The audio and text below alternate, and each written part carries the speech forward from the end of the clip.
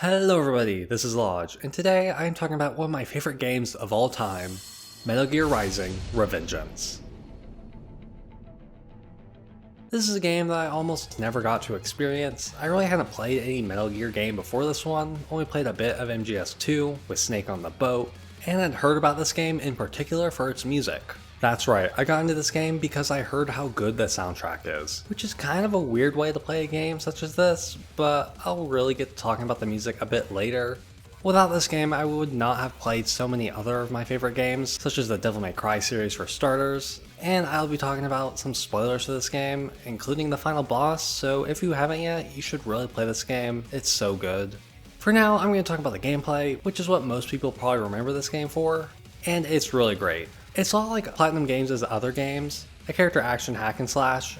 It's so fun to slash through enemies. This game even has its own mechanic called Blade Mode, allowing you to slice in any direction you want, and it even lets you slice off arms and legs, or guns. The developers were able to use this mechanic in interesting ways, like cutting through giant boulders that are thrown at you. This also allows you to do what may be my favorite mechanic ever, using Blade Mode to slice through and rip out a person's spine. Doing this instantly kills the enemy, and it also replenishes your health and Blade Mode bars. It can feel so satisfying to have almost no health left, being able to rip out that spine and come back fully healed.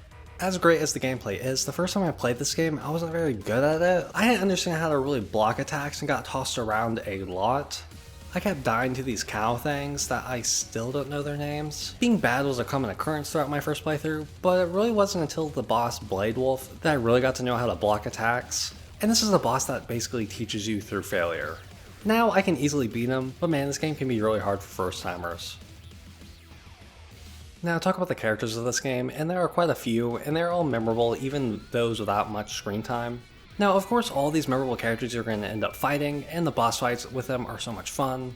First time playing through them, they're all so difficult, except for Mistral. She was really easy for some reason, maybe it was these robots giving me health throughout the fight. But as you play through the game, you get used to their attacks, and it can be a really fun back and forth boss fights, and ending up slicing them into many pieces is so cool. Well, you slice them all up, except for one. Jetstream Sam. He's presented as the rival throughout the game. He's even the reason for why Raiden looks how he does. And that first fight is so well done. Like I said, I was terrible at this game, so being bad and dying worked out for me, but man, he really takes you down a peg if you were doing well up to that point. And the eventual rematch on the side of the road, it's so good. I know I'm saying that a lot, but it's true. Being able to go head to head with Sam again after all his taunting throughout the game and fighting him again with a good hard boss fight and finally winning and just stabbing him in the end is so cool. We also learned that Sam wasn't all cybernetic up. It was really only one of his arms, and that fact just makes him even cooler. Also in this fight you end up getting a sword, but you won't really use it until the next big fight. So throughout the game, Raiden has been on a mission to stop the US from starting a war with another country, and even uses a space jet to travel around the world in under 3 hours. Oh, it was also made by this girl. I think if you played MGS4 you'll know who she is, but she's just a random smart girl to me. Anyway, you go across the world and have to fight another Metal Gear. That's right, you fight Metal Gears in this game, with just a sword. Fighting the Metal Gear Ray at the start of the game is one of the coolest moments in games ever for me. And to sidetrack for a second, I want to talk about the really cool things music does in this game.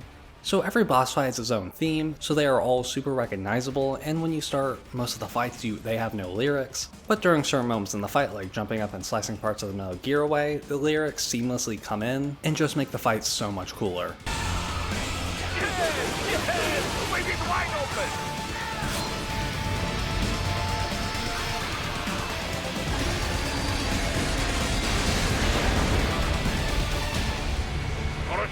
Very good!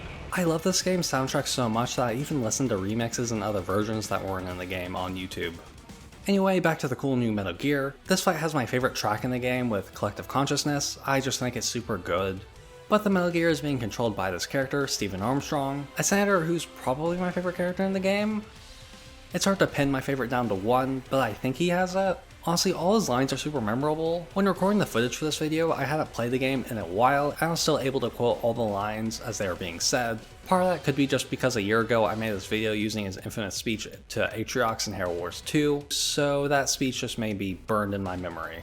But man, I'm going to try to put in my favorite lines in this game in this video, but I'm going to miss a lot since I don't want this video to be the game's cutscenes, so let me know what your favorite lines in this game are. Well, if it isn't Saucy Jack. Them around to filter and foster their memes any longer. We're spreading them just fine ourselves. Every American man, woman, and child. We're all sons of a patriots now! Played college ball, you know. That's a cushy Ivy League school. Try University of Texas.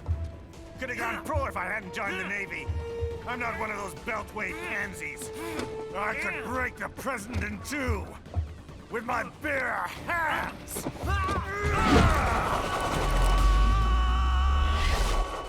Don't fuck with this, Senator!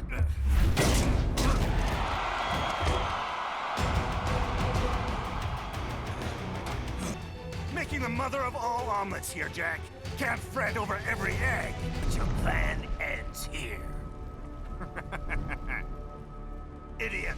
Anyway, turns out Armstrong isn't a normal senator, he's infused with Nanomachine, son. and what I thought may be an easy boss fight turned into one of the most difficult ones for me for my first time playthrough. Even punching him over and over again wouldn't be enough. I mean, him snapping our sword with his fist probably should have told us that this wasn't going to go well. Armstrong tells us his plan for why he's done with everything, and Raiden goes along with it? Yeah, the ending of this game ends in a rather unsatisfactory way, Raiden going on with his plan. What did he call it again? You're batshit insane!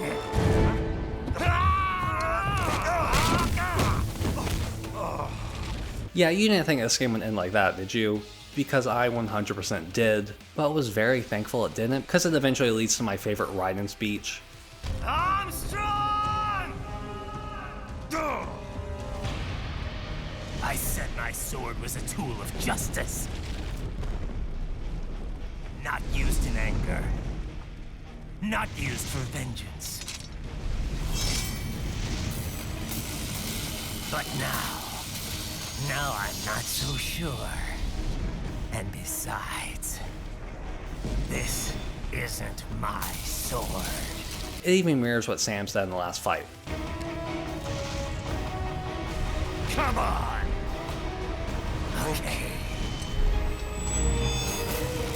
Let's dance! This of course leads to my favorite boss fight, one-on-one, and it can be super difficult if you don't know Armstrong's moves, but once you do, it can feel so satisfying to dodge and block all of his attacks, then you slice up the boulders and they drop health things.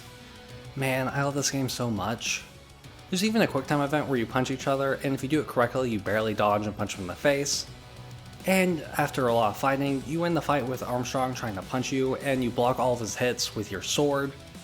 You literally end up stabbing him in the gut and have to do a really great quick time event. If I hadn't mentioned it before, I really enjoy the quick time events in this game. Anyway, you grab the sword out of him and go to slice him up until...